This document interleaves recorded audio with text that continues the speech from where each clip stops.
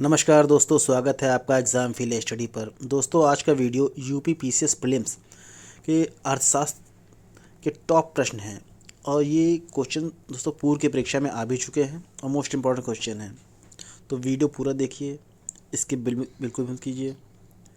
एक रिक्वेस्ट है, अगर आप लोगों को चैनल पर पहली बार है तो चैनल को सब्सक्राइब कर लें और बेल आइकन को जरूर दबाएं, जिससे मैं कोई भी वीडियो अपलोड करूँ उसका नोटिफिकेशन आपको तुरंत पहुँचे। और वीडियो अच्छा लगे तो लाइक जरूर कीजिए।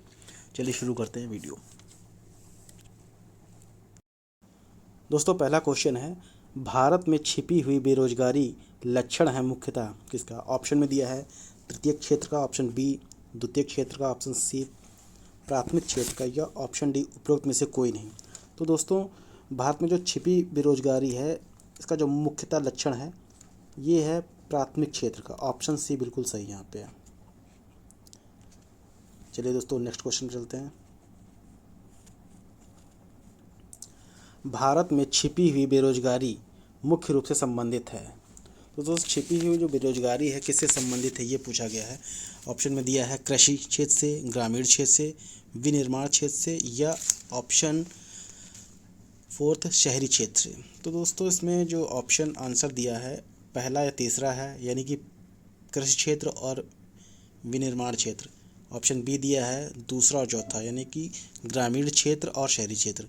ऑप्शन सी दिया है थर्ड और फोर्थ, विनिमय क्षेत्र और शहरी क्षेत्र, या ऑप्शन डी फर्स्ट और सेकंड, कृषि क्षेत्र और ग्रामीण क्षेत्र।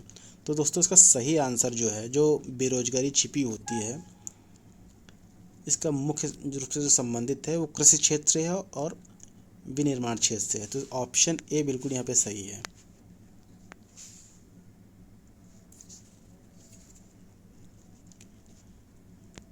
चलिए दोस्तों, नेक्स्ट क्वेश्चन पर चलते हैं।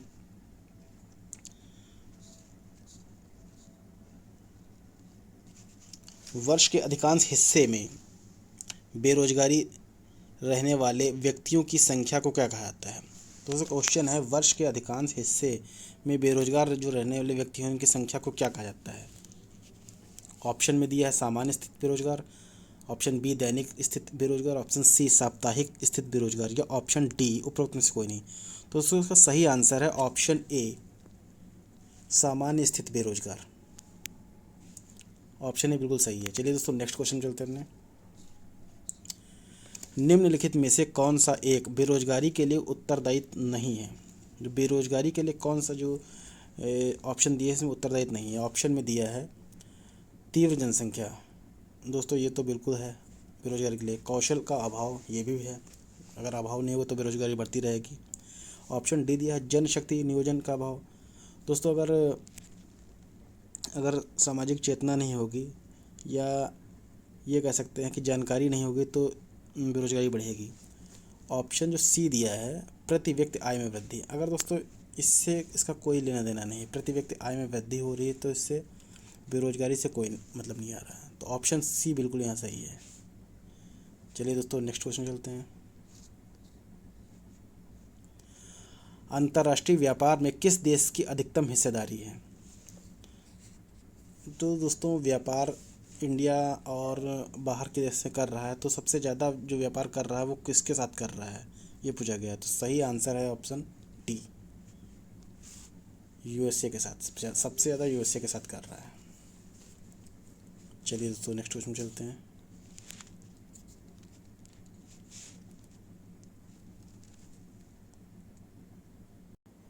दोस्तों, क्वेश्चन है, भुगतान संतुलन शब्द का प्रयोग निम्नलिखित में से किसके साथ किया जाता है? ऑप्शन में दिया है कारखाने के वार्षिक विक्रय से, ऑप्शन बी दिया है क्रय संग्रह से, या ऑप्शन सी दिया है आयात और निर्यात से, या ऑप्शन डी उपरोक्त में से कोई नहीं। तो दोस्तों, भुगतान संतुलन का अर्थ होता है किसी भी सामान को मंगाने या भेजने में जो भुगतान किया जाता है उसके लिए किया जाता है। तो ऑप्शन यहाँ सी दिया है आयात और निर्यात से। तो सही आंसर ऑप्शन सी है, आयात और निर्यात से इसका आंसर है। चलिए दोस्तों, नेक्स्ट क्वेश्चन चलते हैं। चमड़े का निर्यात सबसे अधिक किसके साथ किया जाता है?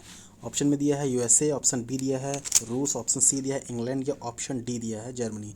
तो दोस्तों, चमड़े का जो निर्यात किया जाता है ये सबसे ज़्यादा किया जाता है अमेरिका के साथ, यूएसए के साथ, और उसके बाद आता है इंग्लैंड का नंबर, सेकंड नंबर पे।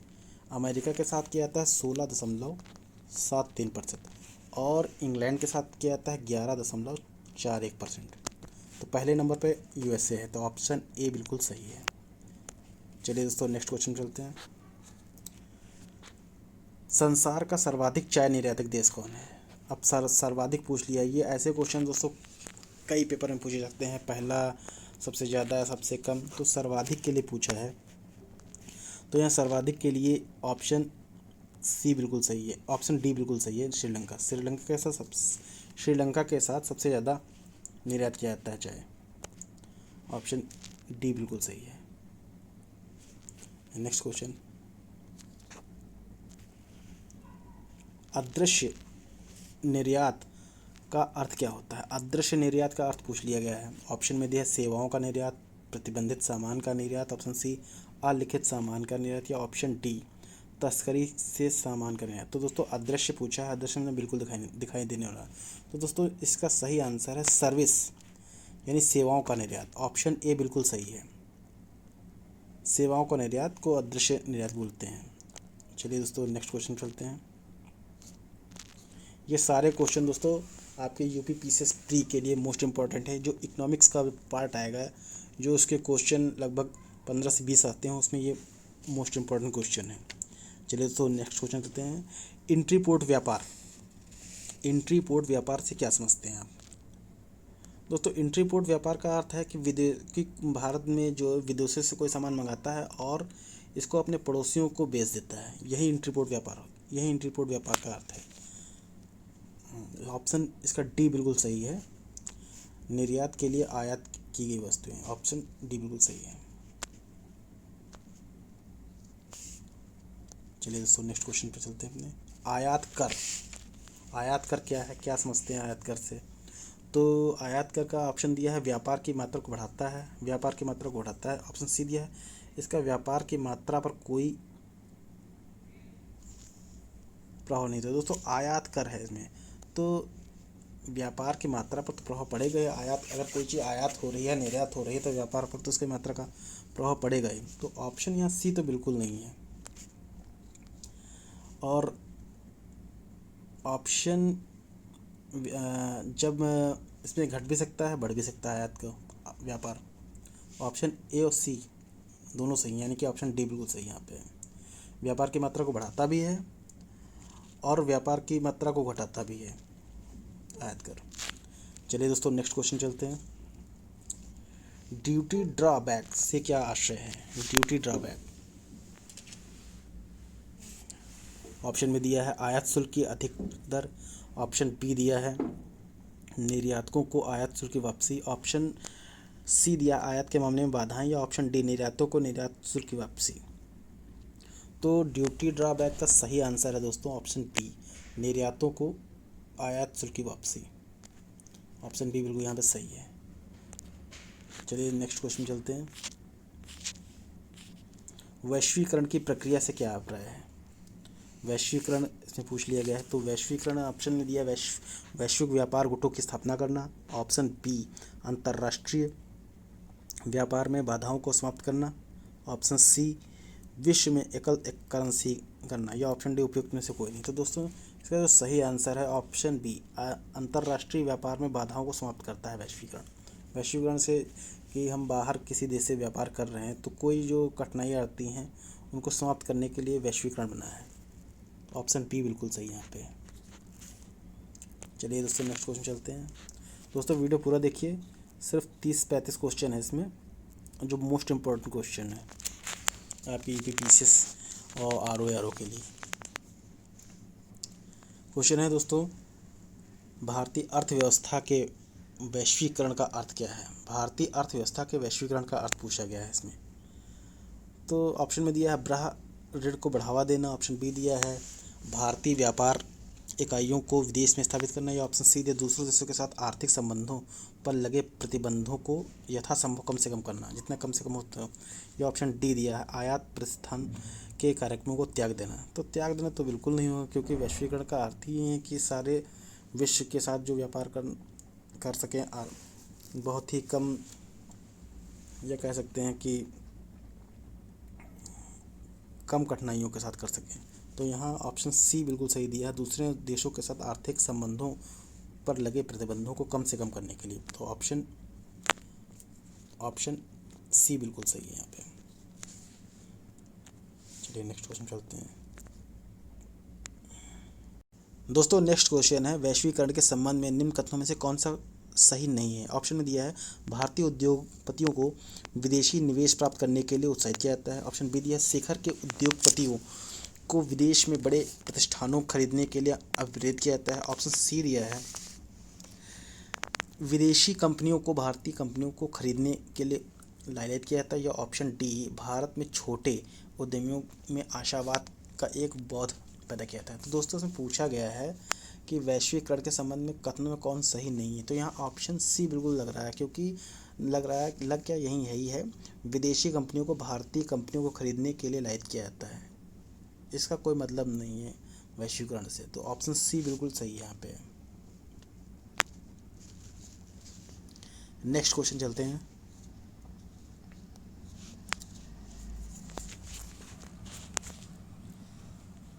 भारत में बहुराष्ट्रीय कंपनियों को प्रोत्साहन देना बढ़ावा देना है।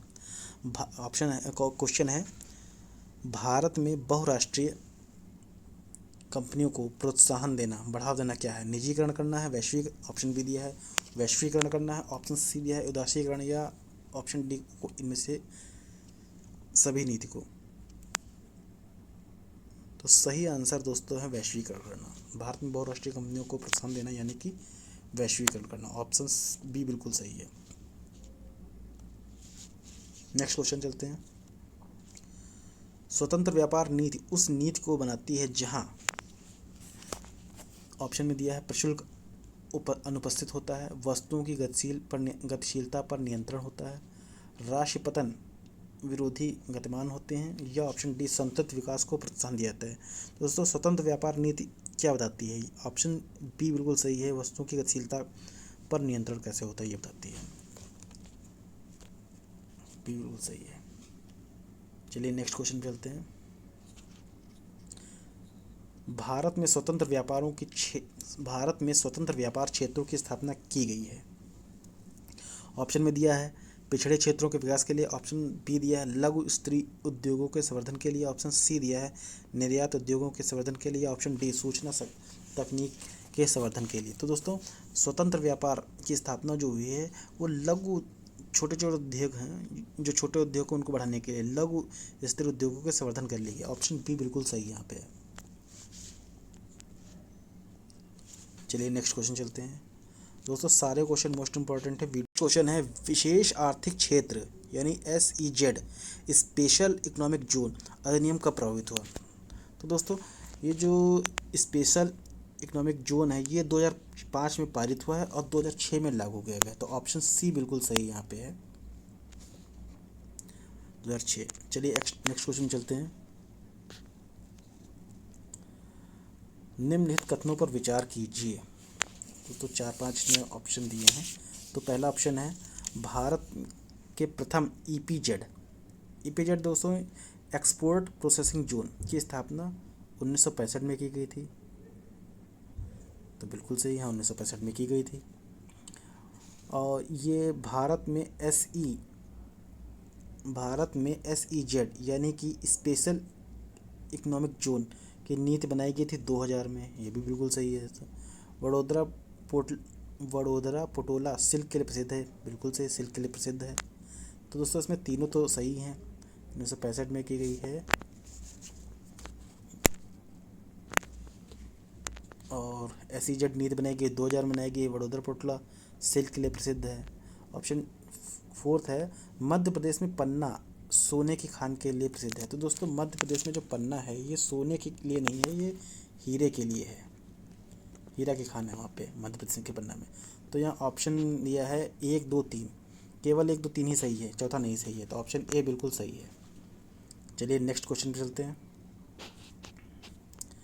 निर्यात आयात एग्जिम बैंक का गठन भारत में किस वर्ष हुआ। तो एग्जिम बैंक का जो गठन हुआ है ये 1981 में हुआ है। ऑप्शन सी बिल्कुल सही है। नेक्स्ट क्वेश्चन चलते हैं। वर्तमान में रुपए की परिवर्तनशीलता का अर्थ क्या है? परिवर्तनशीलता पूछा है रुपए की, तो ऑप्शन में दिया है रुपया सभी प्रकार के लेन देन के लिए विदेशी मुद्रा में परिवर्तनीय है। हाँ बिल्कुल है। रुपया सभी प्रकार के व्यापार के लिए विदेशी मुद्रा में परिवर्तनीय नहीं है। सभी प्रकार का व्यापार नहीं हो सकता है। ये तो बी तो बिल्कुल गलत है इसका। रुपया सभी प्रकार के चालू व्यवहारों के लिए विदेशी मुद्रा में परिवर्तनीय, चालू व्यवहारों के लिए भी नहीं हो सकता है। रुपया सभी प्रकार के पूंजीगत व्यवहारों के लिए विदेशी मुद्रा में परिवर्तनीय है, पूंजीगत व्यवहार के लिए भी नहीं हो सकता। तो ऑप्शन इसका जो ए है, ऑप्शन ए दिया है, जो रुपया सभी प्रकार के लेन देन के लिए विदेशी मुद्रा में परिवर्तनीय है। जो लेन देन हो सकता है वो विदेशी मुद्रा में हो सकता है। तो ऑप्शन ए बिल्कुल सही है। नेक्स्ट क्वेश्चन चलते हैं। भारतीय रुपये की पूर्ण परिवर्तनता के प्रश्न का परीक्षण जिस समिति द्वारा किया गया है वह कौन सी समिति है? तो इसमें 4 दी गई हैं समिति। ऑप्शन सी बिल्कुल सही है, तारापोर समिति। तारापोर समिति ने जो है इसका परीक्षण किया था भारतीय रुपये की पूर्ण परिवर्तनता का। नेक्स्ट क्वेश्चन दोस्तों, मुद्रा के अवमूल्यन का अर्थ क्या है? ऑप्शन में दिया अंतर्राष्ट्रीय व्यापार में प्रयुक्त मुद्राओं की तुलना में लेन देन की मुद्रा का मूल्य घट जाता है। अंतर्राष्ट्रीय व्यापार में प्रयुक्त मुद्राओं की तुलना में देश की मुद्रा का मूल्य घट जाता है। ऑप्शन ए और ऑप्शन बी दिया है मुद्रा विशेष को अंतर्राष्ट्रीय बाजार में उचित मूल्य अवकाने के लिए। ऑप्शन सी दिया कुछ पूर्व निर्धारित मुद्राओं के समूह को मूल्य के आने वाले परिवर्तन के लिए के साथ मुद्रा विशेष का मूल्य निर्धारित करना। या ऑप्शन डी अंतर्राष्ट्रीय मुद्रा कोष, विश्व बैंक और प्रमुख व्यापार सहभागियों के साथ बहुपरीक्षा परामर्श करके मुद्रा विशेष का मूल्य निर्धारित करना। तो दोस्तों जो मुद्रा का अवमूल्यन का जो अर्थ होता है, मेन अर्थ होता है, ये अंतर्राष्ट्रीय व्यापार में जो मुद्राएं चलती हैं उसकी तुलना में देश की मुद्रा का घट जाता है, हनन हो जाता है। तो ऑप्शन ए बिल्कुल सही है यहाँ पे, देश की मुद्रा का मूल्य घट जाता है अवमूल्यन में। नेक्स्ट क्वेश्चन दोस्तों, क्वेश्चन है निम्नलिखित कथन पर विचार करें और नीचे दिए गए कूट से सही उत्तर का चयन किया। दोस्तों कथन और कारण के क्वेश्चन कई सारे आएंगे, तो चलिए देखते हैं इसमें कथन क्या है। मुद्रा का अवमूल्यन निर्यात को बढ़ावा दे सकता है। मुद्रा का अवमूल्यन निर्यात को बढ़ावा नहीं देगा, बिल्कुल नहीं देगा। और दूसरा है अवमूल्यन से अंतर्राष्ट्रीय बाजार में घरेलू मुद्रा का मूल्य गिर जाता है। ये सही है बिल्कुल दोस्तों। ऑप्शन ए गलत है और आर सही है, मतलब कथन इसका गलत है और कारण सही है। तो ऑप्शन यहाँ डी सही हो जाता है, ए और आर में। ए गलत है और सही है, ऑप्शन डी बिल्कुल सही है।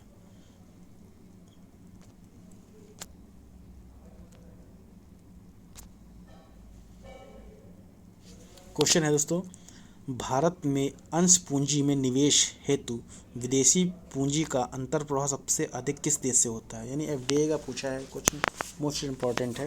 तो एफडीआई का जो सबसे ज़्यादा किस देश के साथ है?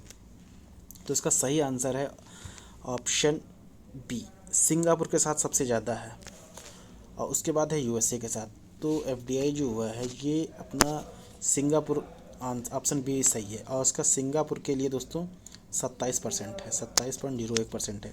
और यूएसए के लिए है 17.94% एफडीआई। तो सबसे ज़्यादा पूछा गया है किस देश के लिए अधिक होता है, तो सिंगापुर सही है, ऑप्शन बी बिल्कुल सही है। चलिए नेक्स्ट क्वेश्चन है, भारत के विदेशी मुद्रा भंडार में निम्नलिखित में से किसका हिस्सा सर्वाधिक है? तो जो पूछा गया है ये, एक मिनट,